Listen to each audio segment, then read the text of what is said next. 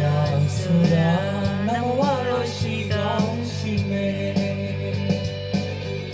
မြတ်တာစစ်ပွဲနာလီသမျှလွဲအသေးကိုတော့မရှိမဖြစ်တော့တယ်တရားဆိုတာနမဝရရှိကောင်းရှိမယ်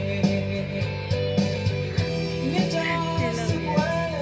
နာလီသမျှလွဲအသေးကိုတော့မရှိမဖြစ်တော့တယ်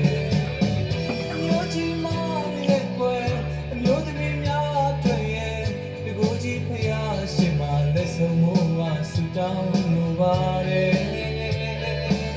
ချစ်ကကြမှာမညီမျှလို့ဒီဘဝတော့မကောင်းရပေမဲ့နောက်ဆေဘဝဆူတောင်းလေးတွေပြေဖို့ချင်အများနဲ့မတူပဲချစ်ရှုံးနေတဲ့ပြီးတော့ကိုယ်ွယ်တနာတော်မူခဲ့ရင်မြေလို့ပြေအောင်အသေးဖို့လေးပေးတနာစီခြင်းနဲ့